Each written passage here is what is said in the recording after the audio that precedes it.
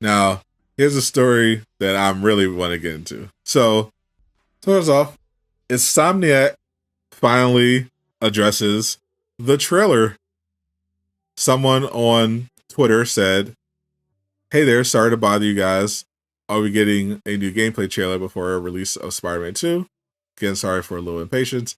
And Insomniac responded, "Yeah, there will be a trailer before it releases."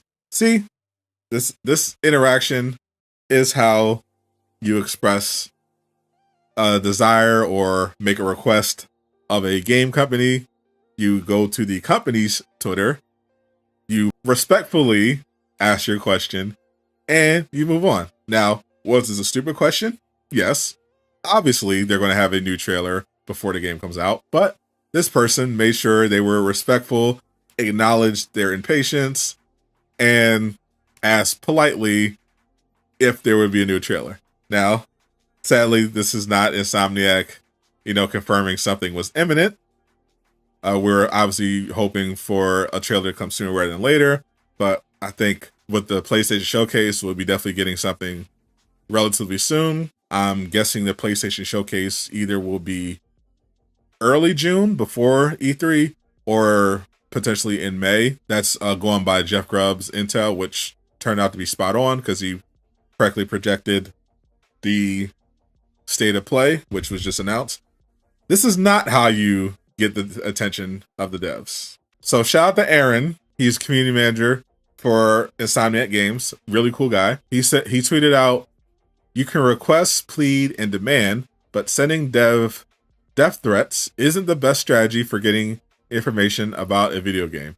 Now, crazy that you have to tell people this, but people on the internet, you have a bunch of weirdos who have no patience, can't wait for the trailer for the game that doesn't come out until fall 2023. They think that the best way to get what they want is to harass the developers and send them death threats. And this is literally what I was talking about right on the podcast. They told you, Insomniac told you, Spider-Man 2 is coming out fall 2023. Okay?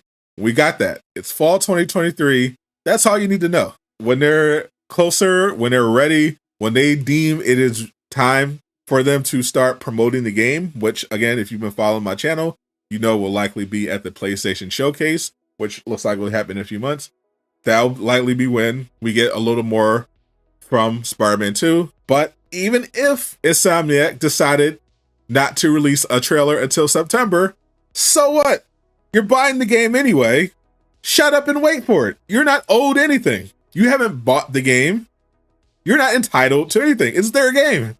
They can release the trailer when they're good and goddamn ready to release the trailer. I wish this was the first time Insomniac dealt with something like this, but it's not, as I outlined in my rant. They dealt with the same nonsense right before Spider-Man PS4 even came out. Fans were complaining and being toxic about it on social media because they were whining about puddles. They were whining about the advanced suit, which now is consensus is that the advanced suit is one of the best Spider-Man suits ever made. But before the advanced suit even came out, before the game even came out, you had a bunch of fans who were complaining about the suit, saying it was bad, it was ugly, change it, it sucks, all this nonsense. And then even after the game came out and became a huge success, they redirected their toxicity towards that overrated Tobey Maguire suit because they didn't have that in the game at launch because they were working on it. They were trying to get it right. It wasn't ready.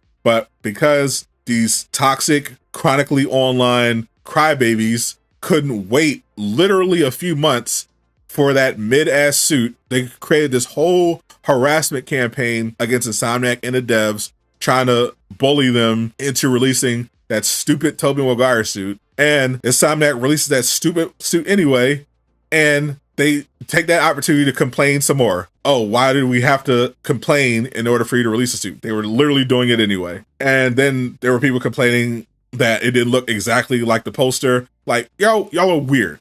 Like, straight up, if you've ever sent a death threat to a dev or a video game, you're weird. You are weird. You have no friends. You are a loser.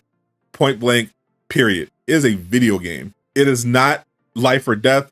It's not your family member. It is a video game. It is a product. You pay money for it. You get some entertainment out of it. You move on with your life. Do not make it your identity. Do not make it to the point where you're literally willing to threaten somebody's life because you didn't get a trailer fast enough. That is beyond just, obviously we say touch grass. That goes beyond touch grass. You need to touch a therapist now. If you're one of these losers that have been setting death threats to Insomniac devs. These devs did nothing to you. All they do is put their heads down and rep the community, rep the Spider-Man brand, whatever they're working with, and put out good product that people love. And because you can't wait, a couple months for the next PlayStation showcase, you think that if you harass them enough, they're just going to drop the trailer? Like, I guess you got us. We had this whole thing planned for the PlayStation showcase to do a whole presentation for Spider-Man 2, but, well, I guess because Noob Killer 77 on Twitter is impatient, we got to throw our plans out the window and just release something. No, they're not going to do that. All you're going to do is make them hate you more and potentially make things worse for the rest of us, because the more this sort of stuff happens, the less devs are going to want to go out of their way to do things for the community, and the less they're going to want to even engage with the community at all. Like, trust me, it could get worse. Studios can just there are some studios who just don't engage with the community at all. They don't care. They don't care about your feedback. They put out the product and they say, here, shut up and take it. It could be way worse. That's what makes me so angry when it comes to Insomniac, because they're not one of those companies. They don't abuse their employees. They don't disrespect their fans. They don't release bad games. They try their hardest. They release great quality games. They treat their employees and the community well. And you still have these weirdos because they feel entitled to everything because their parents didn't give them enough attention, or their parents give them too much. They have to get everything. They need everything now. I need it now. I need it now. I need everything now. Oh, it's been too long. I want the trailer. So what? You're not getting the trailer. Too bad. You will live without this trailer. The trailer will come out when it comes out. Shut up and wait. Be patient. Be a normal, functional human being for once in your life. Stop harassing these people. Shut up. Wait for the trailer. You're going to buy the game anyway. If they never did a trailer, honestly, I hope they don't even do it. Like, it would be hilarious if they don't even do another trailer. Everyone still buy the game. If I was in charge over there, I'd be so petty. You know what I would do? I would release the trailer the day the game comes out. Literally, midnight, the game is live. It's available for download. I release a Spider-Man 2 trailer the day of, just out of spite.